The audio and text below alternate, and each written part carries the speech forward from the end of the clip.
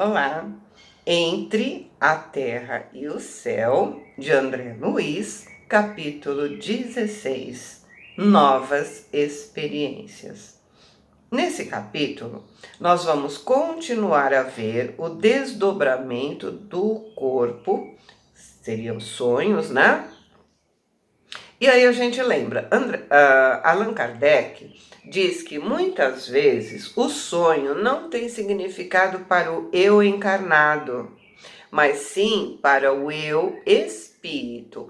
Ou seja, são lembranças fragmentadas que eu tenho de um acerto de contas de encarnações anteriores. Nesse sentido, a gente lembra Freud, né? Que disse que todo sonho é a realização de um desejo reprimido. Na verdade, o que aconteceu foi que ele disse que era um desejo sexual reprimido, né? Foi aí que ele radicalizou. Mas ele entendeu que era um desejo reprimido, né? No caso, eu tenho um desejo de reencontrar com o desafeto e acertar as contas, eu tenho um desejo de resolver o problema, né, das encarnações anteriores, eu estou dizendo, né?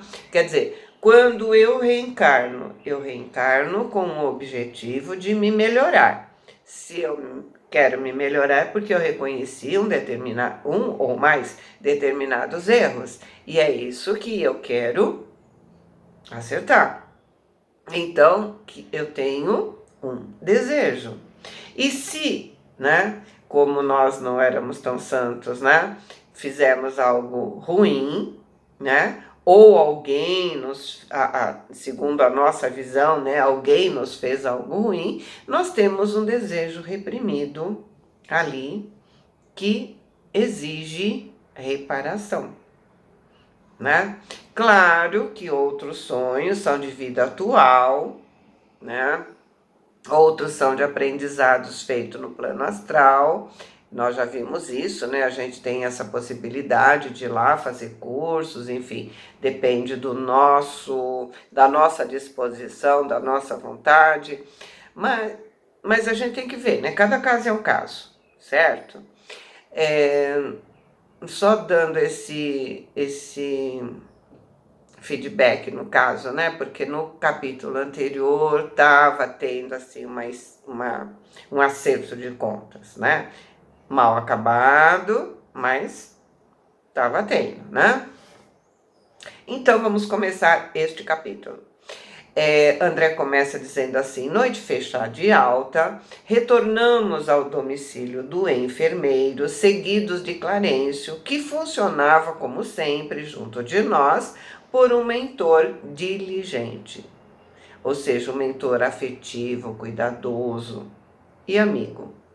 Mário Silva, estirado nos lençóis, em vão procurava dormir. O sonho da véspera castigava seu pensamento. Ruminando as impressões da manhã, refletia de si para consigo. Seria realmente Amaro, o rival, quem surgiu na forma de um criminoso? E aquela mulher chorosa, acabrunhada, por acaso seria Zulmira, a companheira de infância, que ainda feria suas recordações, onde o motivo de semelhante reencontro? Teimava em afastar para longe as reminiscências da mocidade, por isso mesmo não acreditava que estivesse nele própria a causa do estranho pesadelo. Permanecia convicto de que alguém o chamou, nitidamente, pronunciando palavras que o constrangiam a atender. Zulmira estaria em apuros? E esta, acaso se lembraria dele? E se as suas conjecturas expressassem a verdade, teria o direito de se reaproximar? não imaginava isso possível. A chaga do orgulho ferido ainda sangrava no seu coração. Não seria justo acudi-la, nem mesmo a pretexto de socorrer. Conhecia o seu esposo de relance, mas o suficiente para detestá-lo, com todas as reservas de ódio de que se sentia capaz. Ainda mesmo que a mulher, que foi querida, lhe suplicasse assistência, deveria ser surdo aos seus rogos. Hipóteses inquietantes e perguntas sem respostas assediavam seu cérebro turvo de apreensão e rancor. A antiga aversão pelo rival preponderava, dominando-o. Por que não voltar ao sonho da noite anterior, de modo a tentar uma solução? A figura de Amário crescia no seu campo mental e prosseguia divagando. Se as almas podiam efetivamente se reencontrar fora do corpo, certamente conseguiria rever o adversário e revidar. Se foi invocado em um sonho, era lícito invocar quem quisesse. Chamaria o renegado esposo de Zulmira a se explicar. Concentraria nele todo o poder do pensamento e iria buscá-lo onde estivesse. Ou seja, ele ficou ruminando o sonho o dia todo, a ponto de querer voltar a ele e resolver o problema. E é claro, não conseguia dormir, porque ele segurava esse pensamento incessantemente. Tá? O ministro contemplava-o compadecido, valendo-se dos minutos para nos ensinar algo proveitoso, observou: a paixão cega sempre. Nossa vida mental é a nossa vida verdadeira e por isso, quando a paixão ocupa a nossa fortaleza íntima, nada vemos, nada registramos, senão a própria perturbação.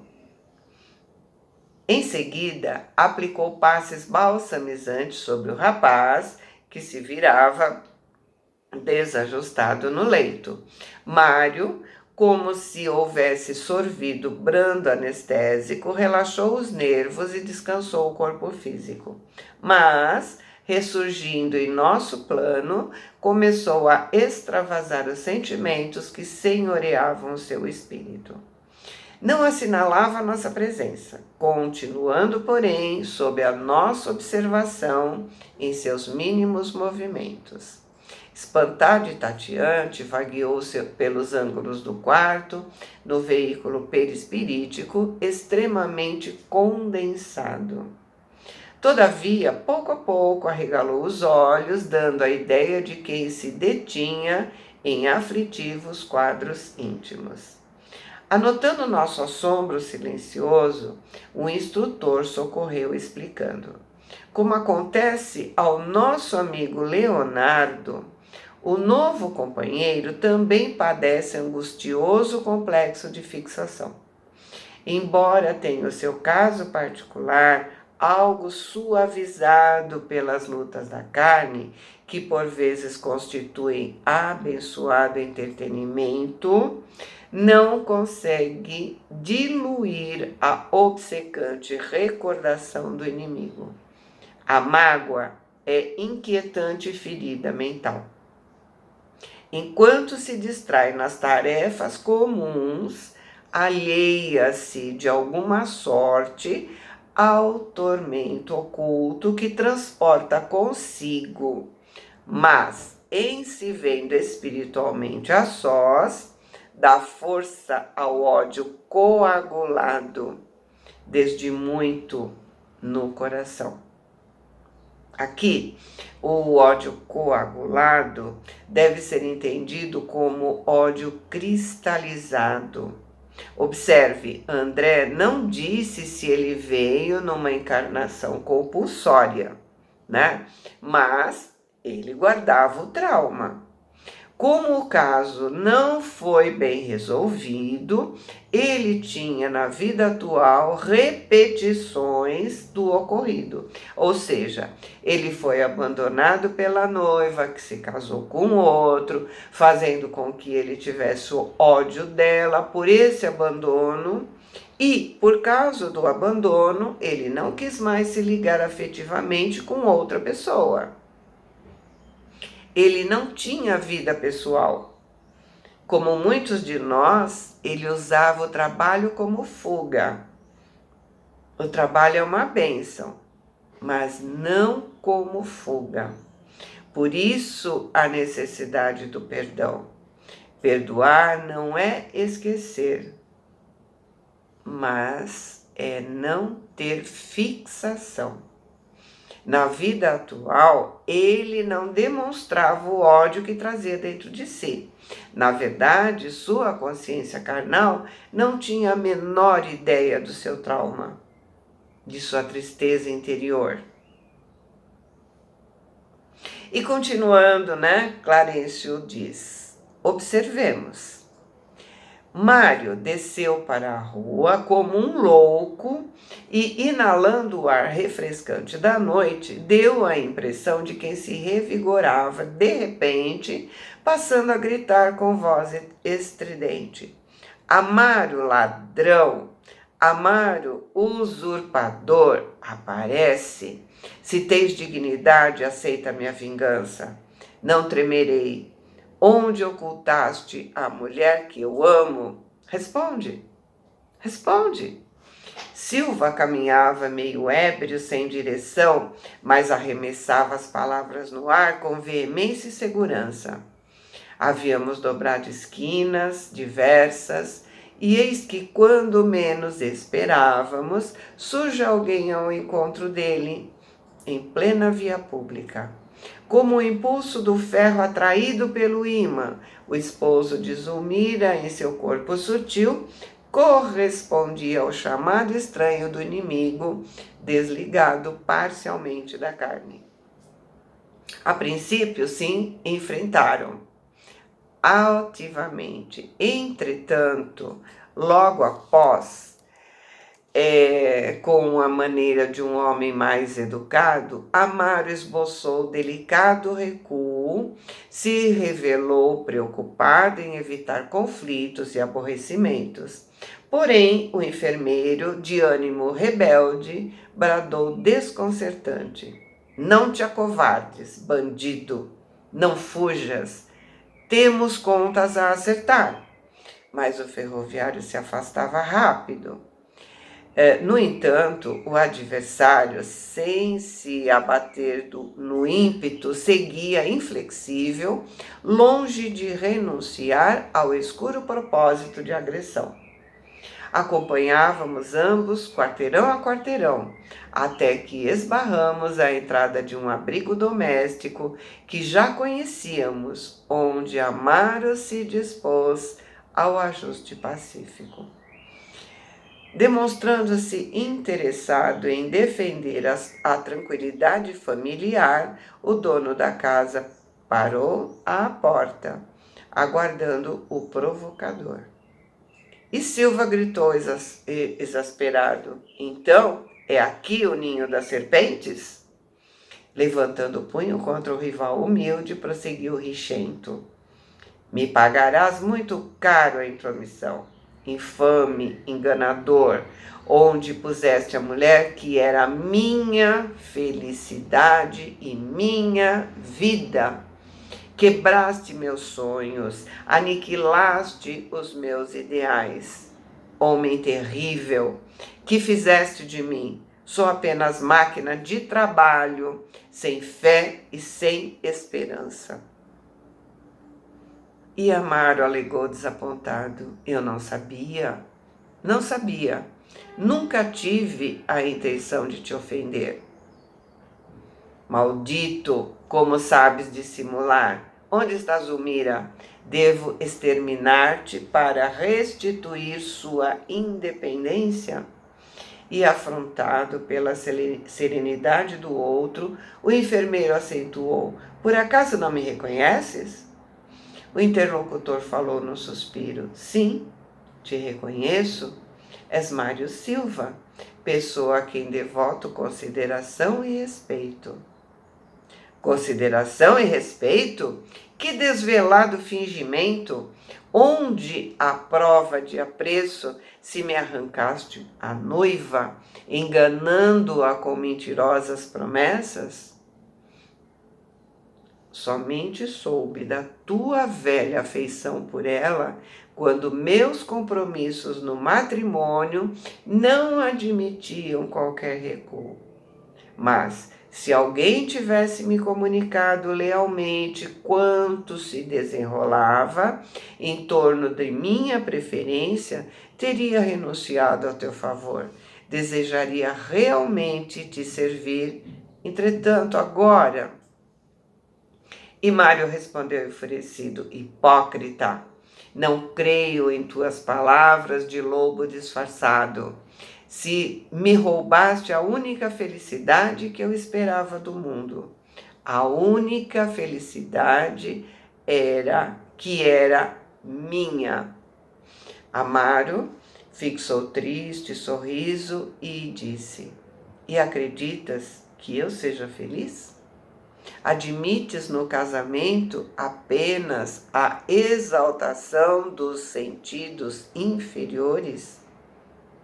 Crês que o homem consorciado deva encontrar na mulher simplesmente uma escrava? Amo em Zulmira a companheira e a irmã que me cabe proteger. Nem ela, nem eu encontramos na experiência conjugal a aventura das afeições cor-de-rosa, em que o desejo contentado é como a flor que morre num dia. Temos padecido muito, Mário. Não ignoras que me casei em segundas núpcias? Zulmira, por isso mesmo, não recolheu em mim a perfeita alegria que era lícito esperar. Nossa aproximação começou por uma série de desajustes que culminaram com a morte do meu caçula, num terrível desastre. Desde então, nossa casa é um espinheiro de sofrimento. Minha esposa adoeceu gravemente e eu mesmo até agora continuo agoniado e desfalecente. Por acaso saberias, né, o que seja a desdita de um pai que chora sem lágrimas, mortalmente ferido? Se possuo dívidas para com a divina providência, podes acreditar que não tenho amargado pouco, a fim de ressarci-las. A morte, para mim, não passaria de bênção libertadora. Como podes observar, não vejo em condições de aceitar o seu desafio. Estou dilacerado e, mais que dilacerado, vencido. Ou seja, estou sofrendo tanto que não desejo corresponder ao seu desafio. A morte para mim seria uma bênção, seria a libertação de tanto sofrimento. Na verdade, ele pergunta a Mário, né, se ele acredita que casamento é um conto de fadas, se ele acha que a pessoa é feliz pelo simples fato de estar casado. Ele deu uma lição assim maravilhosa, né, para nós, né, que ainda sonhamos em contos de fadas em termos de casamento, né, ou da vida em geral, né. Com enternecedora inflexão de súplica, acentuou: se ainda consagras amor à criatura que desposei, ajuda com a tua compreensão. Se te fiz algum mal, inconscientemente, me perdoa. Me perdoa pelas angústias da minha existência de condenado a horríveis provas morais. Para nosso espanto, Mário Silva retribuiu com escandalosa gargalhada e exclamou arrogante: desculpar? Nunca! Pelo tom da conversa, concluo que a justiça começou a se expressar devidamente, mas abreviarei com as minhas próprias mãos. Meu desforço, quer dizer, minha vingança, é certo. Meu ódio é inexorável, quer dizer, implacável. Ou seja, apesar de ter ouvido tanta observação sensata, tanta coisa para pensar sobre a vida e sobre a situação em questão, o endurecimento dele era tanto que ele achou que a vida estava punindo o rival dele, estava fazendo justiça no lugar dele, né? Peninha dele ter sofrido tanto o que o outro fez, então a vida estava se encarregando de castigá-lo, né? E Amaro não respondeu mais. Concluiu que não adiantaria continuar falando a quem não quer ouvir, certo? Vimos curvar a cabeça em oração fervorosa, suaves irradiações de esmeraldina luz escapavam de sua fronte. As palavras inarticuladas de que se servia para implorar socorro alcançavam nosso espírito como se fossem ondas caloríficas e harmoniosas de humildade e confiança. Silva, incapaz de se sensibilizar diante da rendição comovente, prosseguiu gritando: por que silencias, covarde? Fala, fala, te explica, reage. Dominaste Zulmira, mas não me dobrarás 1 milímetro. Criminosos da tua laia não merecem compaixão. Nessa altura do diálogo, Clarencio nos convocou paternal. Respondamos à prece de Amaro como com o auxílio fraterno. Nenhuma oração é perdida, lembra? Arrastados pela simpatia e pela emoção, acompanhamos o nosso orientador sem hesitar. Olha só, muitas vezes oramos para pedir ajuda e eles já estão lá prontos para nos ajudar, esperando apenas a nossa permissão, ou seja, respeitando o nosso livre-arbítrio na forma de pedido pela oração. Pede e obtereis, não é bajulação, é para o encarnado elevar o pensamento para poder receber. E aí, no caso, vocês viram, para o desencarnado também elevar o pensamento para receber. E no próximo capítulo nós vamos ver, né, o desenrolar desse drama, ok? Boa semana, fiquem com Deus, amo vocês.